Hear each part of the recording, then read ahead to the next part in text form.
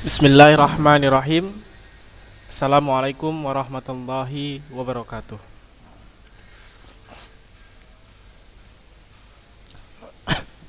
Ya, innal hamdalillah nahmaduhu wa nasta'inuhu wa na'udzu billahi min sururi anfusina wa min sayyiati a'malina. May yahdihillahu fala mudhillalah wa may yudhlil fala hadiyalah. Wa asyhadu an la ilaha illallah wahdahu la syarikalah wa asyhadu anna Muhammadan abduhu wa rasuluh la nabiyya ba'dah. Puji syukur kehadiran Allah Subhanahu wa taala yang telah memberikan kepada kita nikmat iman dan juga nikmat kesehatan tentunya. Mudah-mudahan kita selalu diberikan limpahan nikmat-nikmat dan mudah-mudahan pula tidak ada salah satu nikmat apapun yang dicabut oleh Allah Subhanahu wa taala sehingga kita dapat menikmati nikmat-nikmat tersebut dengan baik. Maka dari itu kita perlu bersyukur kepada Allah Subhanahu wa taala baik melalui lisan, hati maupun perbuatan. Salawat dan salam juga kita sampaikan kepada Nabi Muhammad sallallahu alaihi wasallam. Berkat beliau kita dapat merasakan risalah Islam dan alhamdulillah kita termasuk ke dalam bagian risalah Islam tersebut.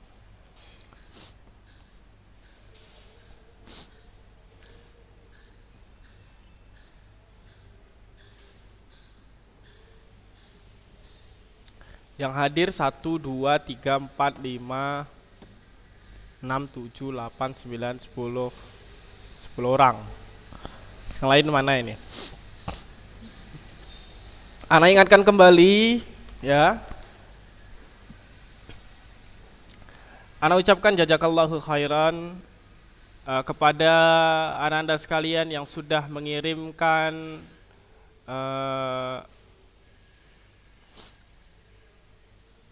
penilaian K1 dan KI1 dan KI2 tadi malam dan hari Rabu begitu ya. Yang lainnya yang belum mengumpulkan masih ana tunggu hingga hari ini. Yang sudah mengumpulkan sudah ana proses dan ana harapkan dalam pengisiannya itu jujur begitu ya. Karena itu nanti poinnya akan masuk ke dalam penilaian KI1 dan KI2 di raport. Karena yang sebelum PTS kita tidak dapatkan itu begitu ya. Tidak ada penilaian KI1, KI2, maka diharapkan di raport ini penilaian KI1, KI2 dari hasil penilaian diri dan penilaian sosial yang kalian buat berdasarkan angket ya sebenarnya, angket yang telah dikirimkan. Jadi mohon kerjasamanya, itu juga untuk kepentingan kalian juga. Jangan nanti tiba-tiba nilainya nilai dari KI1 KI2-nya K kurang begitu ya, terus protes begitu sementara kalian tidak mau kerjasama dalam proses pengambilan nilainya. Dan Anda ingatkan juga nanti sebentar lagi akan ada ujian praktik. Nah, ujian praktik bahasa Indonesia kemungkinan akan menulis cerita pendek sesuai dengan pokok bahasan kita ini yaitu di bab 4 ini. Dan perlu Anda ingatkan bahwa penilaian praktik itu bukan hanya sekedar saja, tapi itu masuk ke dalam bagian kolom praktik. Di bahasa Indonesia kemungkinan bisa dibantu berdasarkan penilaian produk, tugas-tugas produk, membuat novel, membuat cerpen, membuat eksposisi, itu bisa dibantu melalui itu. Tapi Ana tidak tahu di pelajaran-pelajaran yang lainnya. Bisa jadi di pelajaran yang lainnya tidak ada penilaian bentuknya produk yang merupakan praktik. Jadi praktik hanya diambil berdasarkan penilaian praktik ketika akhir semester dan juga sebelum PTS begitu. Kalau sampai kalian tidak mengerjakan praktik itu, maka ditakutkan nilainya nanti tidak ada nol begitu. Jadi diharapkan agar taat aturan begitu ya, semuanya dikerjakan. Tidak masalah kalau salah, juga manusia ada salahnya, ya. Yang penting dikerjakan dan dikumpulkan. Kalau ada tugas-tugas dikerjakan, dikumpulkan. Baik itu tugas dari Bahasa Indonesia sendiri, begitupun dengan tugas-tugas dari pelajaran-pelajaran yang lainnya. Tidak boleh diabaikan. Itu adalah kewajiban kalian. Harus ditunaikan kewajiban itu. Kalau tidak, nanti ada yang nuntut. Tayyib. Kita masuk di bagian unsur-unsur dari cerita pendek. Unsur-unsur cerita pendek itu ada di halaman 118. Nah, di halaman 118 kita akan membahas tentang unsur-unsur dari cerita pendek. Kemudian minggu depan insya Allah kita akan bahas berkenaan dengan apa saja struktur dan juga kebahasan dari teks cerita pendek. Nah, berkenaan dengan cerita pendek, kalian yang kelas 11 sekarang, kemungkinan waktu kelas 9 sudah merasakan K13, jadi kelas 9 juga sudah dibahas teks cerita pendek. Nah, oh KTSP berarti kelas 8 kalau nggak salah, Ana ya. Kalau nggak salah kelas 8. Ana juga udah lupa, udah lama nggak ngajar KTSP. Terakhir ngajar KTSP itu 2016, jadi sudah lama sekali. Jadi antara kelas 8 lah itu. Sudah juga cerita pendek, tapi memang tidak begitu kompleks. Nah, unsur-unsur cerita pendek itu yang pertama ada tema. Nah, unsur cerita pendek itu dibagi menjadi dua ya sebelumnya ya. Sebelumnya maka harus dibagi menjadi dua dulu. Dibagi menjadi dua. Di sini tidak dituliskan ya. Nah, dibagi dua dulu. Unsurnya, unsur cerita pendek dibagi dua.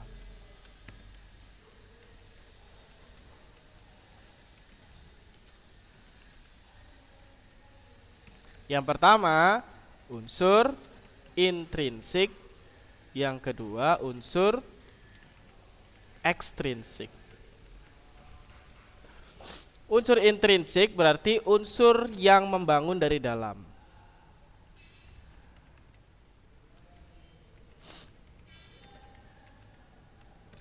Kalau unsur ekstrinsik berarti unsur yang membangun dari luar.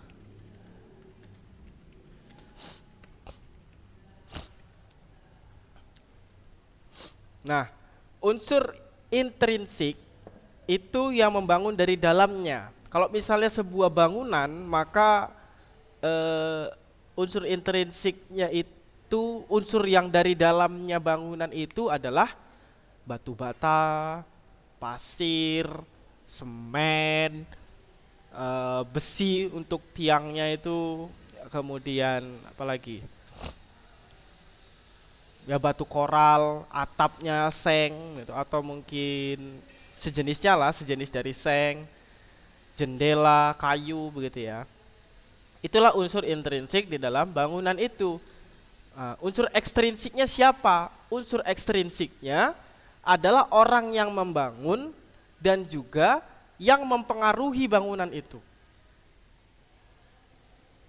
Ya, unsur intrinsiknya berarti kayak pasir dan lain sebagainya. Kalau unsur ekstrinsik berarti yang membangun dan juga orang yang mempengaruhi bangunan itu. Siapa saja yang mempengaruhi bangunan itu?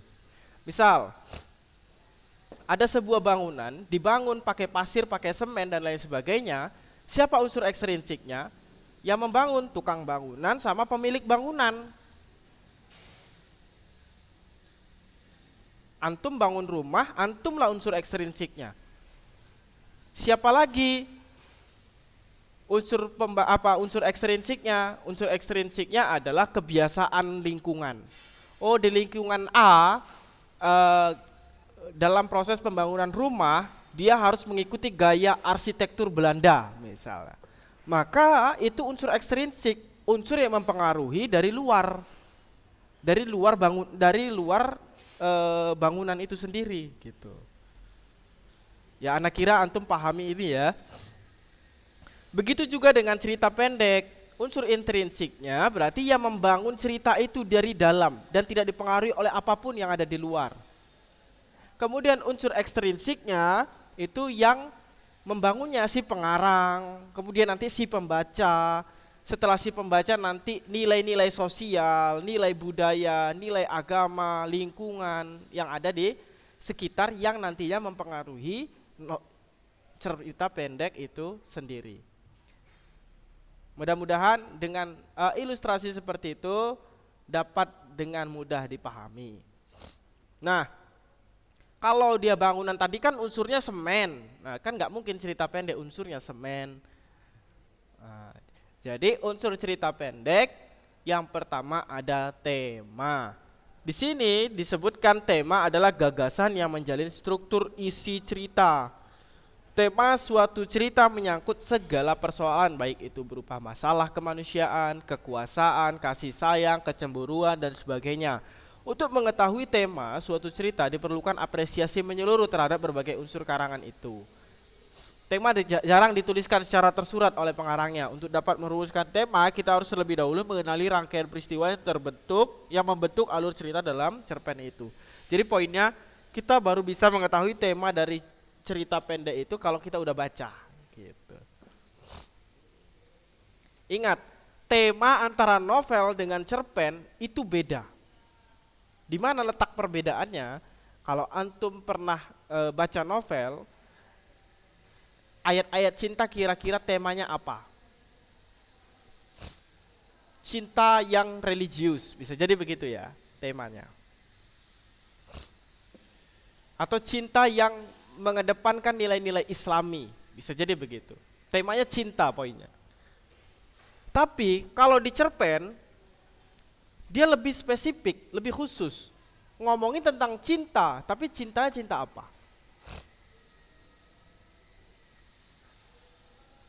Ya bisa jadi tentang kecemburuan, tentang lebih spesifik lagi. Karena dia kan hanya punya satu konflik. Cerita pendek hanya punya satu konflik. Cuma satu permasalahan. Berarti temanya dapat diangkat berdasarkan peristiwa-peristiwa yang nantinya jadi permasalahan itu, begitu. Tergantung cerita pendeknya. Kalau novel dia secara umum menyeluruh. Tentang sosial masyarakat, misalnya gitu. Kalau novel Laskar Pelangi, apa temanya? Pendidikan, selesai. Meskipun ada sebagian menyatakan kemiskinan, tapi yang disorot lebih utama pendidikan. Tapi kalau cerita pendek nggak bisa secara umum seperti itu, harus lebih khusus. Karena cerita pendek juga disajikan secara singkat dan memiliki hanya satu konflik. Jadi temanya lebih khusus. Kalau antum lihat di sini persoalan baik berupa masalah kemanusiaan, ya apa aja masalah kemanusiaan itu, kekuasaan, kasih sayang, cemburu. Kecemburuan dan kasih sayang ini kalau di dalam novel temanya cuma satu, cinta, selesai. Nah di novel, di cerpen dibagi-bagi lagi dia secara khusus, lebih mendalamnya lagi, begitu. Tayyib, ini tema yang pertama. Yang berikutnya ada yang namanya amanat. Di sini diartikan di dalam buku ini, amanat itu ajaran atau pesan yang hendak disampaikan pengarang. Amanat dalam cerpen umumnya bersifat tersirat, disembunyikan pengarang di balik peristiwa-peristiwa yang membentuk isi cerita. Kehadiran amanat pada umumnya tidak bisa lepas dari tema cerita. Misalnya apabila tema cerita itu tentang perjuangan kemerdekaan, amanat cerita itu pun tidak jauh dari pentingnya mempertahankan kemerdekaan. Nah, amanat itu begitu ya. Amanat itu disesuaikan dengan tema cerita. Jadi masih ada kaitan dan hubungannya yang saling mengikat. Sama dengan pasir dan semen. Kalau semen aja ya bangunan itu cepat rubuhnya, kalau pasir aja ya nggak juga bisa berdiri bangunannya. Kalau kebanyakan pasir juga ya cepat rubuh, ya nggak bagus struktur bangunannya begitu. Maka saling berhubungan, berkaitan, satu sama lain memiliki porsi yang seimbang. Nah, gitu ya. Jadi di amanat ini dia kalau amanat kan ada dua bagian. Yang pertama tersirat dan tersurat. Di dalam cerita pendek lebih sering digunakan yang tersirat. Jadi ketika kita membaca kita langsung memahami tokohnya begini dan begitu. Karena cerita pendek kan pendek, sehingga tidak cukup si penulis menjabarkan sifat-sifat tokoh secara langsung. Kalau di novel biasanya ada tersirat dan ada tersurat. Misalnya melalui percakapan tokoh begitu ya. Melalui percakapan tokoh si A ngomong, ih si Anto itu sombong kali orangnya. Kalau di cerpen nggak cukup kalau dikasih banyak percakapan gitu. Tentunya kalau si A itu ya sombong kali ya, pasti dia nanti ada cerita yang mengikutinya sehingga muncullah si A itu sombong kali ya gitu. Kalau di cerita pendek nanti bukan cerita pendek lagi, panjang sekali nanti ceritanya.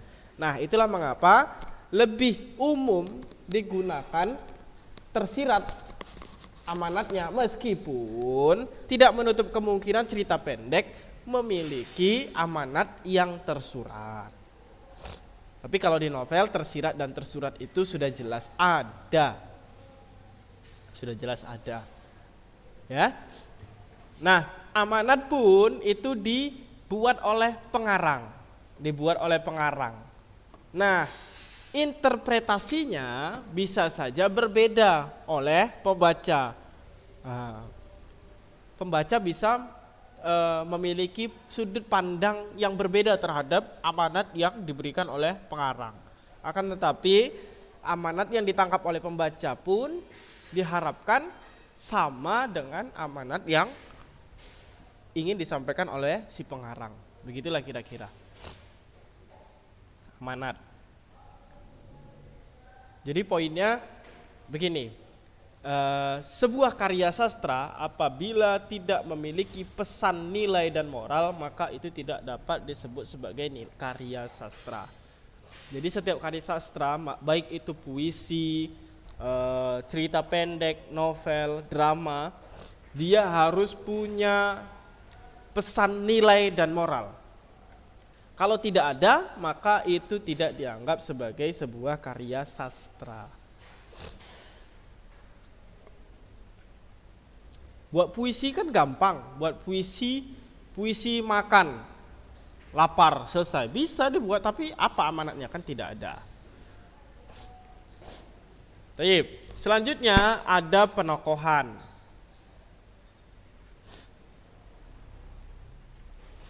Penokohan itu seharusnya tokoh dan penokohan ya, tokoh dan penokohan. Seharusnya tokoh dan penokohan. Kalau tokoh berarti tokohnya ada tokoh utama, ya, ada tokoh utama yaitu tokoh protagonis, ada tokoh antagonis yang menolak tokoh utama, dan ada tokoh tritagonis. Nah, gitu ya. Tokoh ya itu ada 3. Yang pertama ada protagonis.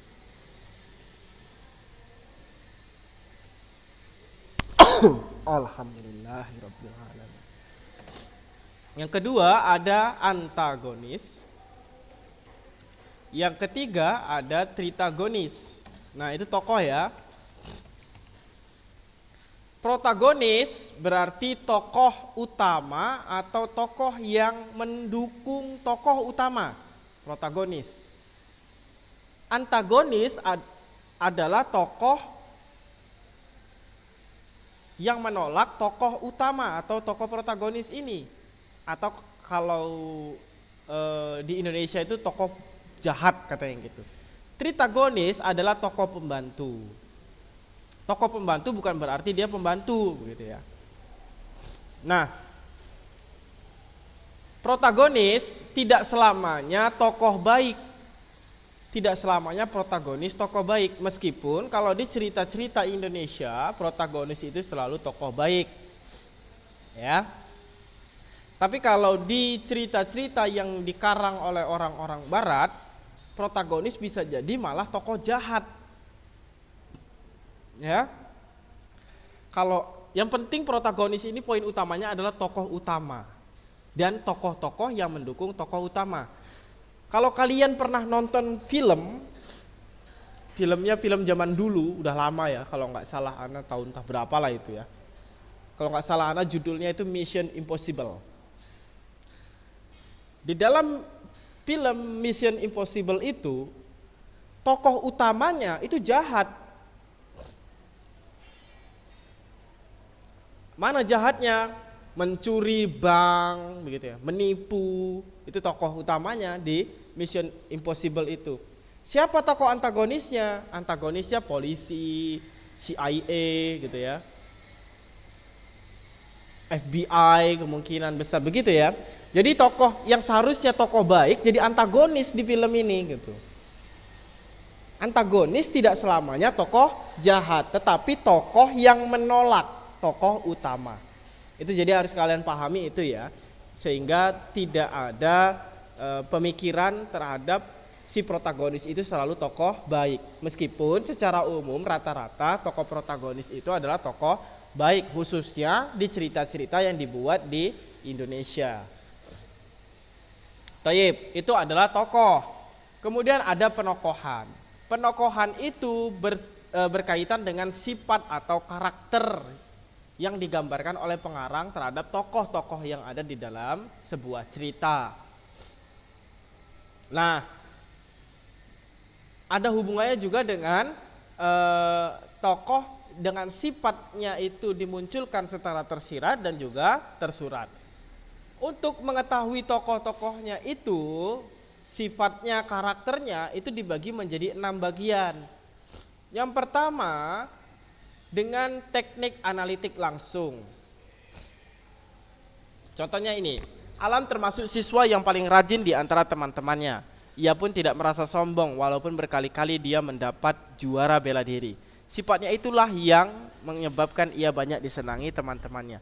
Jadi teknik analitik langsung ini terhadap karakter tokoh langsung dia. Si pengarang tadi langsung menuliskan sifat dan karakter tokoh. Karakternya Alam itu dia itu rajin gitu ya. Terus tidak sombong. Berkali-kali dapat juara bela diri. Sifatnya itu menyebabkan dia diserangi teman-temannya. Sifatnya apa? Rajin dan tidak sombong. Jadi teknik analitik langsung. Jadi langsung sudah ditulis oleh si pengarang sifat dan karakter dari tokoh begitu. Kemudian ada penggambaran fisik dan perilaku tokoh. Nah, penggambaran fisik dan perilaku tokoh. Jadi karakternya seseorang itu dapat terlihat melalui penggambaran fisik. Seperti sedang berkampanye ini contohnya. Orang-orang desa itu serempak berteriak-teriak. Mereka menyuruh camat agar secepatnya keluar kantor. Tak lupa mereka mengacung-acungkan tangannya walaupun dengan perasaan yang masih juga ragu-ragu. Malah ada di antara mereka sibuk sendiri menyeragamkan acungan tangannya agar tidak kelihatan berbeda dengan orang lain. Sudah barang tentu suasana di sekitar kecamatan menjadi riuh. Bukan saja oleh demonstran-demonstran dari desa itu, tapi juga oleh orang-orang kebetulan lewat dan kebetulan lewat dan ada di sana. Jadi menggambarkan penggambarannya itu fisik dan perilaku. Nah, perilaku mengacung-acungkan tangan itu bagaimana? Jadi kita langsung menganalitiknya, bagaimana sikap dari seorang tokoh melalui hal tersebut begitu. Orang berdemo kemudian berteriak-teriak, itu kira-kira bagaimana sifat dan karakternya. Kita bisa melihatnya dan juga seolah-olah merasakannya begitu. Nah, itulah dia penggambaran fisik dan perilaku tokoh.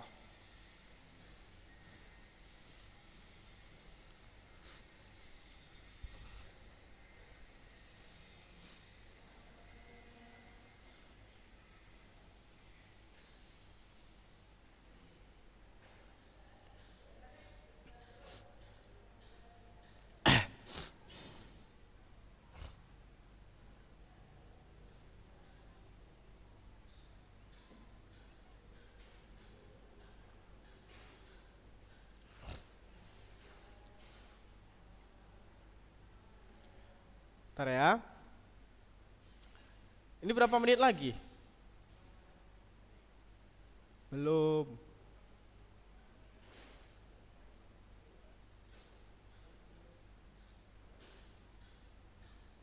Dua puluh 5 menit lagi. Toyib. Jadi sekitar 5 menit lagi. Nah, begitu selanjutnya penggambaran lingkungan kehidupan tokoh, berarti menggambarkan lingkungan dari kehidupan tokoh tadi. Kemudian tata kebahasaan tokoh. Kalau kebahasaannya tadi yang dia menyebarkan provokasi misalnya gitu. Apa yang diucapkan itu terlalu lantang dan sombong. Jadi kita tahu langsung karakter tokoh tersebut. Kemudian pengungkapan jalan pikiran tokoh, nanti ada pemikiran tokoh terhadap tokoh yang lainnya. Jadi kita bisa tahu berdasarkan hal itu. Penggambaran oleh tokoh lain. Tokoh lain ngomong si A itu sombong begitu ya. Kemudian bagian yang keempat ada alur. Alur itu pengembangan cerita yang ada di dalam sebuah cerita. Bisa jadi alurnya itu kronologis ataupun bisa jadi flashback, meskipun banyak yang bersifat kronologis dari awal sampai akhir itu penceritaannya gitu. Itu yang alur. Nah, alur pun dibagi menjadi dua, ada alur terbuka dan alur tertutup. Dari sebuah cerita itu ada alur terbuka dan alur tertutup. Kalau alur tertutup berarti proses penceritaannya itu diakhiri oleh penulisnya atau pengarangnya. Kalau alur terbuka berarti cerita itu tadi dibiarkan terbuka sehingga pembaca itu berimajinasi bagaimana akhir dari cerita tersebut. Kemudian latar itu ada latar tempat, waktu, dan budaya. Harusnya suasana ya, tapi di sini budaya.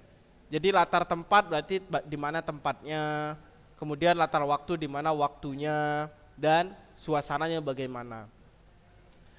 Yang terakhir ada ada gaya bahasa, penggunaan bahasa di dalam cerita. Biasanya muncul gaya bahasa itu di dialog ya, kalau ada dialognya. Meskipun tidak semuanya muncul gaya bahasa, tapi gaya bahasa setiap penulis itu berbeda-beda.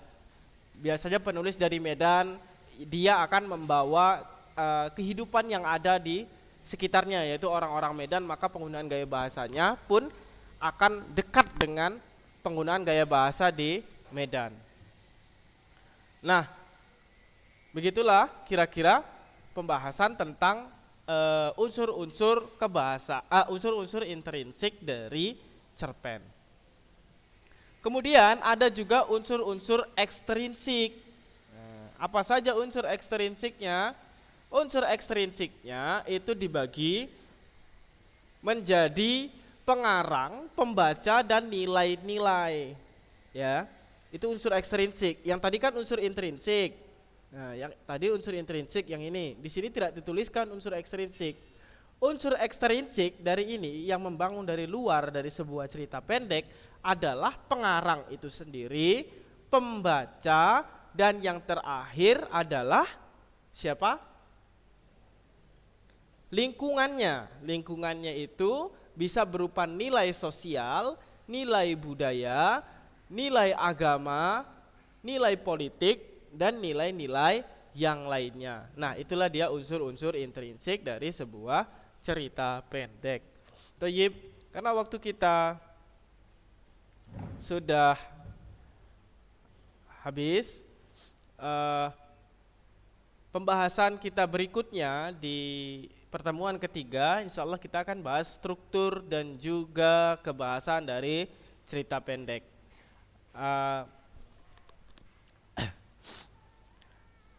Mudah-mudahan pembelajaran kata hari ini mendatangkan manfaat yang baik. Ana akhiri dengan lapas hamdalah. Alhamdulillahirabbil alamin. Assalamualaikum warahmatullahi wabarakatuh.